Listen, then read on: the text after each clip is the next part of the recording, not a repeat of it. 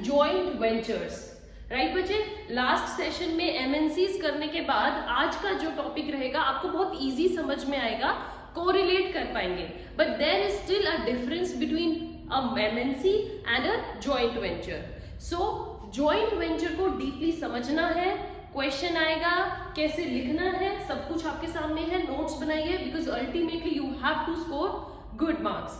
So what is joint venture? सबसे पहले definition को समझते हैं, कंसेप्ट को समझते हैं। जॉइंट वेंचर क्या होता है? It is a business arrangement. एक अरेंजमेंट की जाती है, एग्रीमेंट किया जाता है for doing business, right, not for social purpose, but दो पार्टीज जब आपस में एक एग्रीमेंट करें और मिलकर ये सलाह करें कि हम आइए दोनों मिलकर एक बिजनेस करते हैं। Okay, that is, and where two और मोर पार्टीज, जरूरी नहीं है सिर्फ दो पार्टीज, 3-4 पार्टीज भी कोलैबोरेट कर सकती हैं। So 2 is minimum, it can be more than 2 also. Then they pool their resources. वो एग्रीमेंट क्या करते हैं? एग्री किस चीज के लिए करते हैं कि हम दोनों आइए अपने रिसोर्सेज को इकट्ठा कर लेते हैं, मींस पूल देयर रिसोर्सेज। जो आपके पास है आप वो ले आइए, जो मेरे पास है मैं ले आता हूँ, right, that is pooling of resources. अब रिसोर्सेज में क्या आ जाता है? You whatever you goods you have, labour you have, technology you have, आपके पास जैसे ट्रांसपोर्ट सिस्टम है वो, आपके पास मैन्युफैक्चरिंग के लिए मशीनरीज कैसी हैं, वो सब। तो सारे रिसोर्सेज को इकट्ठा करना और जो आपने एक बिजनेस स्टार्ट करना है उसके लिए एग्री हो जाना। तो यहाँ पर आप बिजनेस क्या करते हो? इधर यू सेट अ टास्क जो आपको कंप्लीट करनी है। जैसे आप ये चाहते हो कि आइए हम दोनों मिलकर और इतना हमें नेट प्रॉफिट या हमें इतना टर्नओवर अब की बार लेकर आना है, ठीक है, या ये पर्टिकुलर प्रोडक्ट है आपका और हम मिलकर इस प्रोडक्ट को ज्वाइन करते हैं, कुछ इनोवेटिव चीज कस्टमर को लेके आते हैं, मार्केट में एक नई चीज उतारते हैं, है ना। तो ये क्या हुआ? अकम्प्लिशिंग अ टास्क। आपको एक एग्जांपल देती हूँ जॉइंट वेंचर का बच्चे। क्या, जैसे हमारा क्या है, Tata is an Indian brand and it collaborated with the foreign brand Starbucks. Tata Starbucks है ना इंडिया में, so that's they collaborated. How that is a good example of joint venture. तो इनका टास्क क्या रहा? दोनों ने अपने रिसोर्सेज को पूल किया और प्रॉफिट अर्न किया, right. Starbucks is USA brand, Tata is from India, Tata Starbucks collaborated, that is इन्होंने जॉइंट वेंचर किया। तो या तो ये कोई टास्क रखते हैं जिसको कंप्लीट करना है, या फिर ये कोई टारगेट रखते हैं जिसको अचीव करना है। ये दोनों चीजें, और इनको वो अचीव करने के लिए तब तक वो जॉइंट वेंचर है। जैसे ही वो टास्क अचीव हुई या टारगेट अचीव हुआ, दोनों अपने अपने रास्ते, आप अपना बिजनेस कंटिन्यू करिए जी, हम अपना बिजनेस कंटिन्यू करते हैं। अगर इनको लेटर ऑन इकट्ठे भी आना है फिर वो नेक्स्ट टास्क होगी, बट एक टास्क के बाद दोनों सेपरेट हो जाते हैं।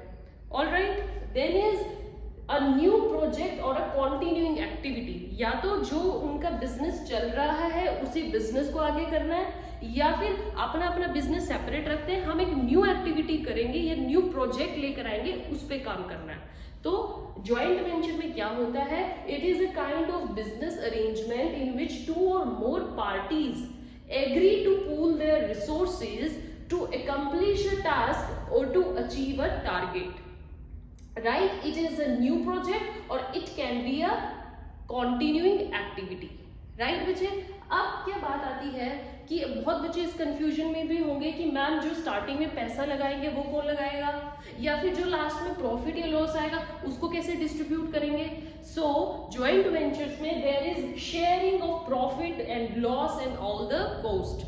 जो भी प्रॉफिट आया या जो भी लॉस हुआ, जितनी भी उस प्रोजेक्ट में कॉस्ट लगी, खर्चा आया, वो सब शेयर होता है।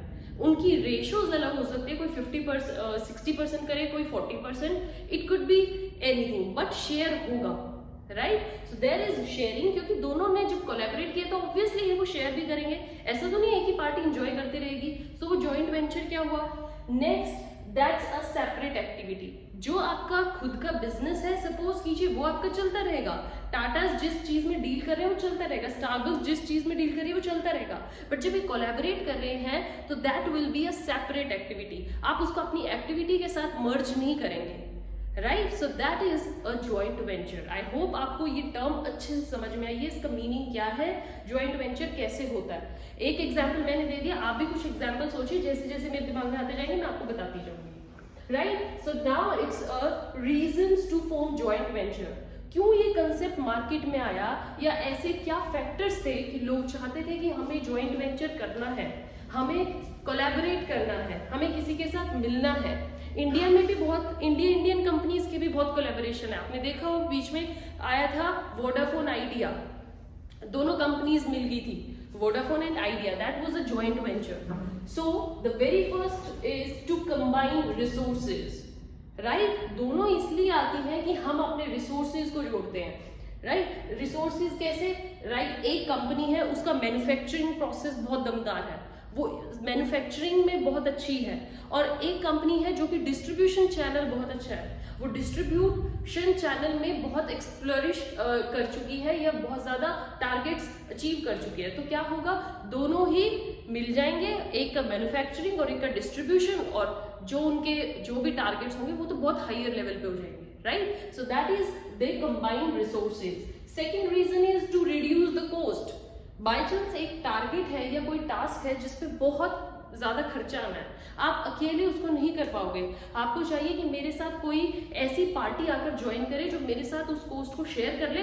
कोई बात नहीं, वो प्रॉफिट्स एंजॉय कर सकती है, बट मैं खुद से इतना एक्सपेंसेस बियर नहीं कर पाऊंगा, या हम इस कॉस्ट को मार्केट में नहीं कर पाएंगे। तो आप क्या करोगे, दो पार्टीज या जितनी भी आपको लगती हैं, एक पार्टी दो पार्टी, उनको बुलाएंगे, अपने साथ कोलैबोरेट करेंगे और फिर उस टास्क को अचीव करेंगे, जस्ट कि आपका खर्चा बच जाए, आप अपने उस खर्चे को शेयर कर ले, reduce the cost. Then the third reason is to combine expertise. जरूरी नहीं है कि जितने भी एक्सपर्ट लोग हों वो आपकी कंपनी में ही हो, टैलेंट या स्किल आपको बाहर भी देखने को मिलता है। सो टैलेंट और स्किल को इनवाइट करने के लिए, अपने साथ जोड़ने के लिए आपको किसी के साथ तो मर्ज करना ही पड़ेगा, कोलैबोरेट करना पड़ेगा। So that is also one of the reason to form a joint venture.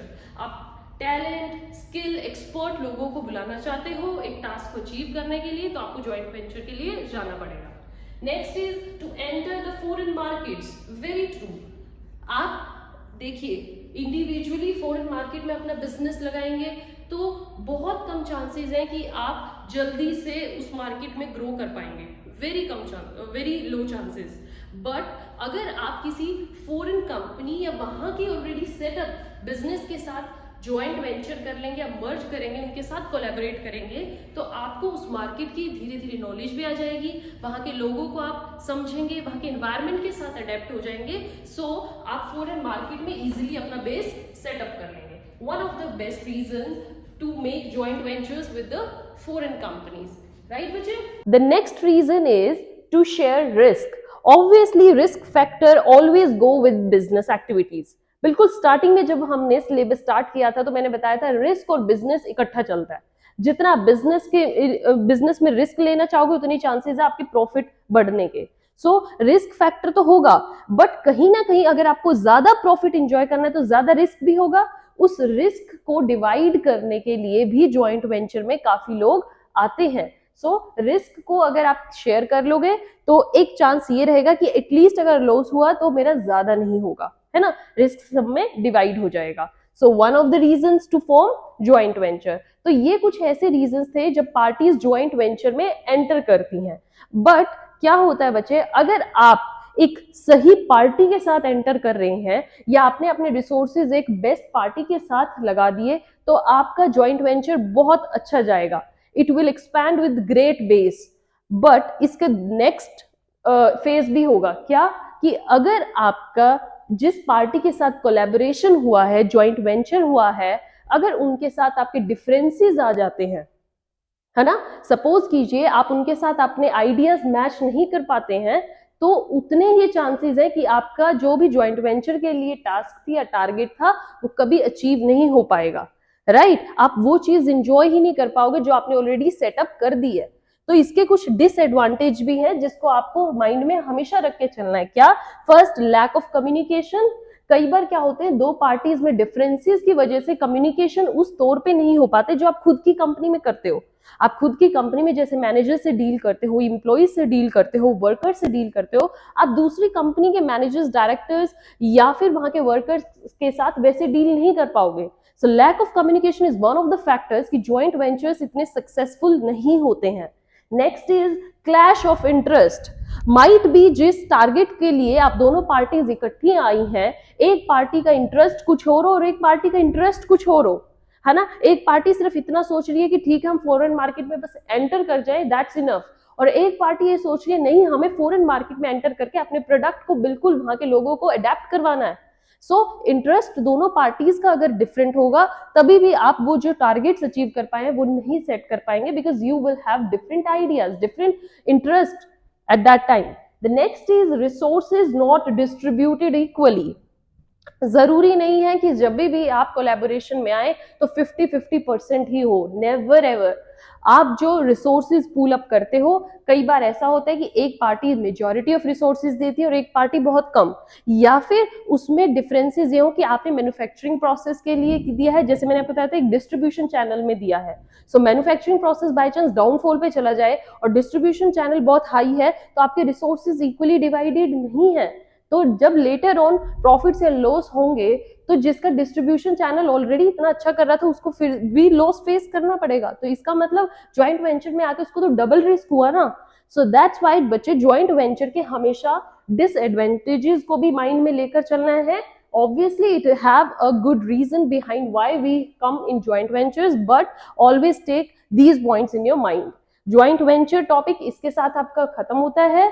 जो आपके एग्जाम में आएगा वो जस्ट कंसेप्ट आएगा, आपको क्वेश्चन आएगा what is joint venture, discuss it, right, discuss it briefly. तो बस आपको इतना ही कंसेप्ट लिख के आना है और इसी में ही आपके फुल मार्क्स हैं, इससे ज्यादा नहीं। अच्छे से समझिए एडवांटेजेस डिसएडवांटेजेस, कुछ आप एग्जाम्पल लिख सकते हैं जैसे मैंने आपको बताया है। एक दो एग्जाम्पल आप लिख सकते हैं, लाइक इंडिया महिंद्रा है और they collaborated with France brand Renault, this is one of the joint ventures.